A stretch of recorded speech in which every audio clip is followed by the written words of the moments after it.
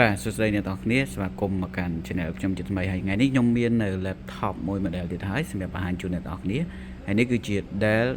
15បាទហើយសម្រាប់ model មួយនេះដែរគឺវាមាននៅ display ឬក៏ថាអេក្រង់ទំហំ 15.6 អ៊ីងបាទ Full HD ហើយបើ refresh rate របស់វាវិញគឺ120 Hz អញ្ចឹងសម្រាប់ model មួយនេះដែរបើសិនជាអ្នកទាំងគ្នាចង់ត្រូវការយកទៅសម្រាប់ធ្វើការងារបែប office ឬមួយក៏សម្រាប់សិស្សយកទៅរៀនយកទៅអីគឺខ្ញុំ recommend ហ្មងព្រោះអានោះវាល្អហើយនឹងដើរលឿនសម្រាប់ការងារបែបហ្នឹងប៉ុន្តែបើគិតរំពឹងថាចង់យកទៅលេង game ឬក៏សម្រាប់graphic design អីហ្នឹងគឺពិបាកតិចហើយ video editing ហ្នឹងក៏ពិបាកដែរតែបើអាចប្រើបានជាមួយនឹងកម្មវិធី CapCut អីចឹងទៅជាដើមបាទអញ្ចឹង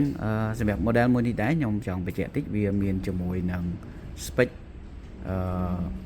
CPU Core i5 ជំនាន់ទី13ហើយជាមួយនឹង RAM 8GB ហើយសម្រាប់ RAM នោះគឺយើងអាច upgrade បានរហូតដល់ 32GB ទៀតព្រោះវាមាន2 slot នៅក្នុងហ្នឹងហើយបន្ថែមពីហ្នឹងវាមាននៅ SSD 512GB ហើយសម្រាប់hard disk ហ្នឹងក៏យើងអាច upgrade បន្ថែមបានដែរសម្រាប់អ្នកនរគ្នាដែលគិតថាអូប៉ុណ្ណឹងទូចចង់ update ធំជាងហ្នឹងទៀតក៏អាច update បានដែរហើយបើនិយាយពី GPU របស់វាវិញគឺមិនមែនជាប្រភេទ VGA ដាច់ទេអញ្ចឹងវាមាន Intel graphic នៅក្នុងហ្នឹងអញ្ចឹងដូចដែលខ្ញុំបញ្ជាក់ពីលើអញ្ចឹងគឺបើសិនយកទៅធ្វើការងារទូទៅគឺអាចទៅរួចបើថា editing video editing ធំឬក៏ edit video photo អីហ្នឹងគឺអត់អាចទៅរួចទេហើយថា gaming រឹតតែចប់បាទអញ្ចឹងឥឡូវយើងមើលរូបរាងវាបន្តិចសិនទៅបាទដូចអស់គ្នាឃើញអញ្ចឹងអានេះបាទវាជា Full HD មើលទៅពលឺវានៅលើអេក្រង់ហ្នឹងគឺស្អាតហ្មងបងប្អូនគ្នាហើយសម្រាប់នេះ keyboard របស់វាបាទយើងមើលផ្ទាល់ review និយាយផ្ទាល់បែបហ្នឹងបានច្បាស់បាទអូខេឃើញអ្នកនរគ្នាឃើញណាស្អាតមែនតើសម្រាប់ keyboard របស់វាហើយវាមាន numpad សម្រាប់នៅក្នុងការបញ្ចូលទិន្នន័យចូលអី data ហ្នឹងគឺងាយស្រួលបាទហើយអានេះគេ touchpad របស់វាអូខេឥឡូវមើលជាហៀងវិញតើវាមានរុនអីខ្លះដើម្បីយើងភ្ជាប់ទៅឧបករណ៍ផ្សេងអញ្ចឹងវាមាន HDMI វាមាននៅUSB USB-C បាទហើយអាមិញហ្នឹងគឺរុនសម្រាប់សាកថ្មបាទហើយកាលនេះវិញវាមាននៅ USB ហើយនិង HD card card reader សំទោសអ្នកនររុនសម្រាប់ដោតកាត memory card អូខេហើយជាមួយនឹងរុន OYO នៅគីនឹងតែម្ដងអូខេឥឡូវយើងមើលពីក្រោយតិចទៅវាមានអីពិសេសអត់នេះរូបរាងបែបហ្នឹងបាទ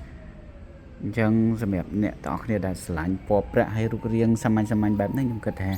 អានេះគឺត្រូវសម្រាប់អ្នកទាំងអស់គ្នាបងអូខេ look good បងប្អូនគ្នាមើលទៅស្អាតភ្លឹងគួរឆ្លាញ់បាទហើយសម្រាប់ការបើកកម្មវិធីបើក Windows គឺវាដើរលឿនអស់លឿនមែនតើបងប្អូនគ្នាអញ្ចឹងឥឡូវខ្ញុំសាកបើកកម្មវិធីមួយពីរបងប្អូនគ្នាមើលទៅថាវាដើរលឿនប៉ុណ្ណាបាទព្រឹបលោតចូលព្រឹបបាទនេះចូលមកផាច់គឺលឿនណាបងប្អូនគ្នាឥឡូវយើងចូល PowerPoint ហើយសម្រាប់ការងារទូទៅអីគឺ the best ហើយបាទលឿនហ្មងបើកfloral នេះមួយមើលអូខេបាទអូស្អាតដើរលឿន smooth បាទខ្ញុំ test touchpad ឲ្យមើលបាទដើរស្រួលបាទបិទមកវិញទាំងអស់អូខេChrome ខ្ញុំបើក browser អូខេដើរលឿនអ្នកនរគ្នាដូចតែឃើញអញ្ចឹងគឺដើរលឿនមែនតើបាទ YouTube ប្រាប់អូខេខ្ញុំបិទវិញទាំងអស់បាទដូចអ្នកនរគ្នាឃើញអញ្ចឹងគឺសម្រាប់ការងារបែបហ្នឹងគឺលឿនមែនតើបាទហើយសិនជាយកទៅសម្រាប់ធ្វើការងារយើងមានប្រជុំមានអីសម្រាប់ប្រជុំ online meeting online អីនេះបើកកាមេរ៉ាមកប្រាប់បាទបញ្ជាក់ផងដែរបងប្អូនគ្នាសម្រាប់ webcam ឬក៏កាមេរ៉ារបស់វានៅពីមុខហ្នឹងគឺ quality របស់វាបានតែ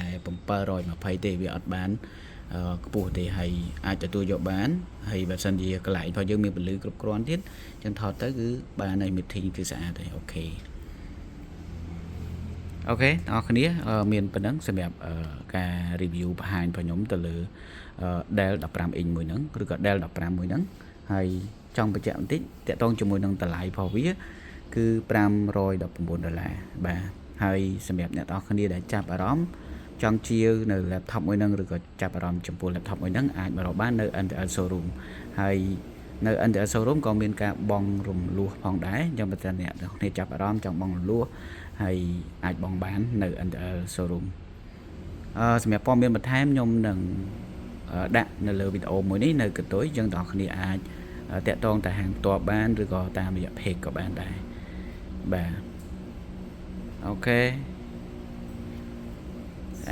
ឡូវយើងមើលរូបរាងវាម្ដងទៀតទៅមុននឹងយើងបញ្ចប់វីដេអូនឹងគេស្អាតមែនតើអ្នកគ្នាអូខេអញ្ចឹងខ្ញុំបញ្ជាក់ម្ដងទៀតតាក់ទងជាមួយនឹង model laptop Dell 15មួយនេះគឺវាមាន CPU Intel Core i5 ជំនាន់ទី13ហើយវាមាន RAM 8GB ដែរយើងអាច upgrade បន្ថែមបានជាមួយនឹង SSD 512GB ក៏អាច upgrade បន្ថែមបានដែរហើយអញ្ចឹងសម្រាប់អ្នកទាំងអស់គ្នាដែលចង់បានយកទៅធ្វើការងារសាលាធ្វើការងារ office ឬក៏យើងសម្រាប់ entertainment មើលតន្ត្រីមើលចម្រៀងស្ដាប់ចម្រៀងអីកំសាន្តអីហ្នឹងអានេះគឺខ្ញុំ recommend បាទប៉ុន្តែសម្រាប់ gamer អត់ទេខ្ញុំអត់ recommend ទេបាទអរគុណច្រើនអ្នកគ្នាសម្រាប់ការទស្សនាវីដេអូមួយនេះហើយយើងនឹងជួបគ្នានៅវីដេអូក្រោយក៏ដូចជាការ review ទៅលើ laptop ក្រោយៗទៀតបាទអរគុណច្រើនបាយបាយ